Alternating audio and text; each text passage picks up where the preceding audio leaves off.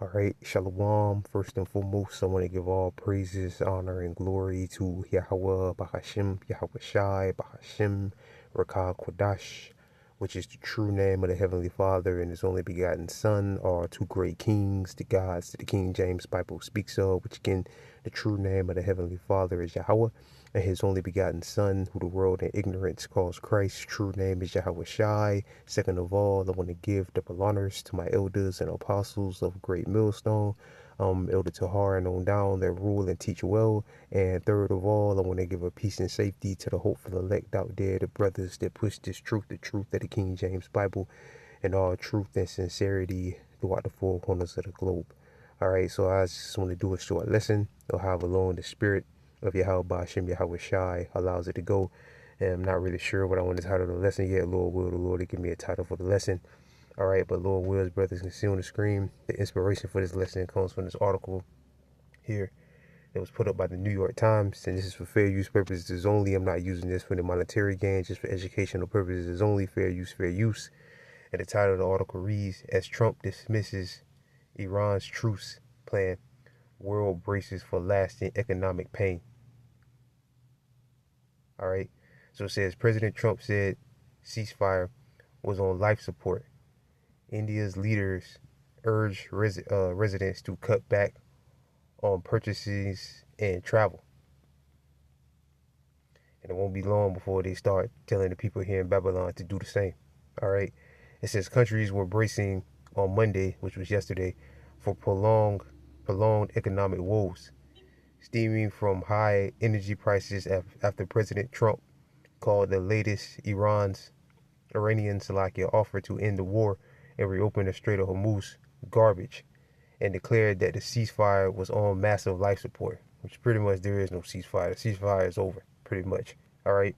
It says Mr. Trump, speaking to reporters in the Oval Office, reiterated that that Iran could not be allowed to develop a nuclear weapon, and likened the truce announced last month to a patient with a 1% 1% chance of survival. All right, so yeah, that's enough. I think I read enough there. And all this Pakistani, the mediator playing the mediator and all that, that shit ain't gonna work. How many times they talked? They talked to them what, like 3 times already, 2 or 3 times already, and what came of it? Nothing. Absolutely nothing. All right. And again, like it says, the world braces for lasting economic pain. All right. And I just looked at the markets. Matter of fact, let's look at it again. All right, Salaki brothers and Lord Wills brothers, and see on the screen. This is the price for bread and crude, oil prices, bread and crude oil prices, and it went up. I checked it like a few minutes ago. It was at 107. Now it's at 108, $108.04. So it's going up. Let's read some of these. It says U.S. crude oil tops $100 again as hopes fade for a U.S.-Iran peace deal.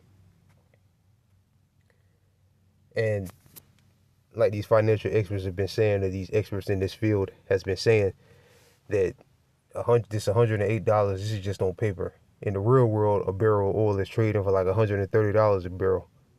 All right, in the real world, and this is you're about to see this on this right here too as well. It's showing like 120 or something like that. By the end of the week, it could be at like 125 or 130. But I mean, he might come out with and do the same bullshit he's been doing. Lie and say they're close to a deal. But I don't know. This time, he might not do it because I mean the people are catching on to him with the insider trading. All right, especially with the last one. So he might not do it this time. All right, Lord will he doesn't. Lord will the Lord put the spirit on him not to do it. It says come out and try to manipulate the markets. All right, it says Lord will the Lord again put the spirit on him not to do that. It says while oil prices up today, with Brent crude futures and U.S. WTI rates rapidly raised sharply, so like in the near future. Oil prices rise as prospect of U.S. Iran peace deal fizzles. Oil prices climb after Trump dismissed Iran's response to peace plan, Salakia. All right, so, and this means it went down a little bit. It'll go back up, but this means more pain at the pump. All right, and more pain at the pump means more pain at the grocery stores. All right, and also I'm gonna pause it one more time, Salakia. Lord Will's brothers can see on the screen. This is the front page of the Drudge Report, and it says the main headline: inflation accelerates to 3.8%. Power prices climb to 61%. So yeah, everything's about to go up. Your utility bills is about to go up. All right, prices in the grocery stores are about to go up or shoot through the roof, and the prices at the pump is about to shoot through the roof. All right, let's see what else we got here. First one, that's the first one I'm doing the lesson on. Let's click on this one.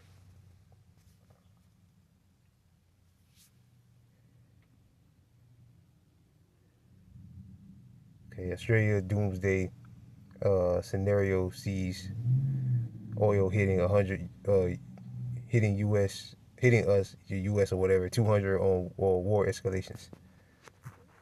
Yeah, and everybody's saying that it's gonna climb up. Click on this one. This is all over the place now too. First suspected generational 3. Damn, Salaka brothers. This is speaking on that hantavirus. World braces. I don't know if brothers can see it or not, but it says world braces for Gen 3 rat virus cases. So they're saying that's where it's coming from. Rodents or whatever. So looks like another pandemic is coming the way it's looking, and also a major energy crisis, and inflation is going through the roof. All right, so people it's about to see much sorrow. All right.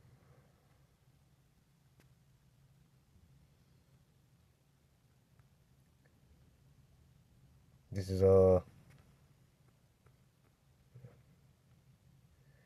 Revelation chapter 18, verse 7. How much she had glorified herself, the herds of America, Babylon the Great, glorified herself and lived deliciously.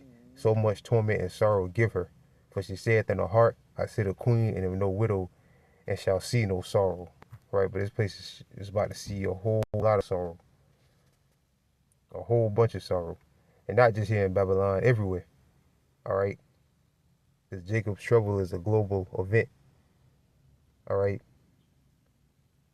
Like it says here again, world braces for lasting economic pain. And they're about to real deal start pushing what you call it, pushing fear in the media, which is gonna cause people to panic. Well, they'll start saying we gotta start rationing gas. We gotta start being more cautious with things, which they're already saying that, but they're gonna start putting that fear out there. All right, and it's gonna cause the people to panic and clear the shelves out quick, hoard gas, and make things run out quicker. All right. Verse 8. Therefore shall her plagues come in one day: death, mourning, and famine. That's what's coming: death, mourning. All right. People already are in a heavy state of mourning and famine. All right. Which is a lack of water. Bread and water, Salaki. And she should be utterly burnt with fire, for strong is the Lord Yahweh who judgeth her. Right. And that's the final judgment for this place. All right. Destruction by way of ICBM nuclear fire. The second death, which is going to come by way of fire, which is going to come by way of them ICBM nuclear missiles. So again, like I said, therefore shall her plagues come in one day: death, mourning, and famine. And that's what's coming: death, mourning, and famine. All right, with this energy crisis. All right, shortage on fertilizer or no fertilizer, which a bunch of people around the globe are going to starve. All right, either diesel runs out or there's a shortage of diesel. There's trucks on the road. all right, or no trucks on the road at all, meaning no goods get to the store. And 70% of goods that are in the store come by way of trucks, all right? It's going to cause people to starve to death and for crime to go through the roof, all right? Because nobody's going to sit there and starve. They're going to go to their neighbor's house and get what their neighbors got. All right, if they ain't got it, their neighbors, they're going to think their neighbors got it. They're going to take it from their neighbors. And after all that's gone, you know, they ate grass for a few days. People have eaten grass for a few days. Then what's going to be next? Cannibalism. They're going to start eating each other. That the scriptures tell us in the book of 2nd Esdras. All right. But with that, you know, I pray this lesson was edifying. I just want to speak on this real quick. You know, things are getting serious. Let's check this one more time.